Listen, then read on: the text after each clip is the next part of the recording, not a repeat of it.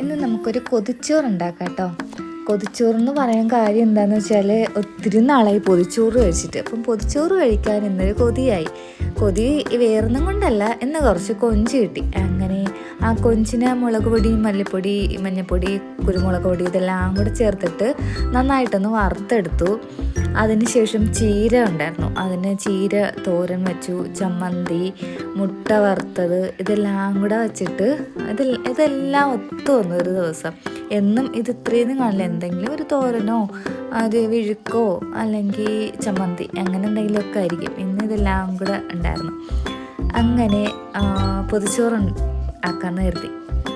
ചീരത്തോരൻ ഉണ്ടായിരുന്നു, ചമ്മന്തി, കൊഞ്ച്, അതിനോടൊപ്പം പിന്നെ മുട്ട പൊരിച്ചത് വേണോ എന്ന് ആർക്കും എല്ലാവരും ചോദിക്കുന്നുണ്ടായിരിക്കാം. പക്ഷേ മുട്ട പൊരിച്ചതും കൂടെ വയ്ക്കുമ്പോഴല്ലേ ഒരു ഭംഗി ഉണ്ടാവൂ.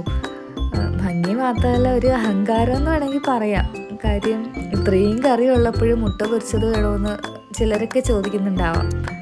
എന്നാലും മുട്ട പൊരിച്ചതും കൂടെ വയ്ക്കുമ്പോഴായിരിക്കും ആ ഒരു പൊതിച്ചോറൊന്ന് കംപ്ലീറ്റ് ആവുന്നത്. അങ്ങനെ മുട്ട പൊരിച്ചതും വച്ചു. ഇനി നമുക്ക്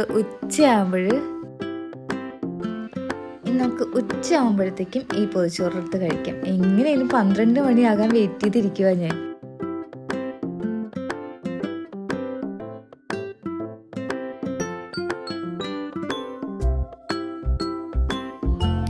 അങ്ങനെ ഉച്ചയാവാൻ വേണ്ടി കാത്തിരിക്കുകയായിരുന്നു കേട്ടോ. 12 മണി ആയതേ ഉള്ളൂ. അപ്പോഴേക്കും ഷോപ്പിൽ വെച്ചായിരുന്നു.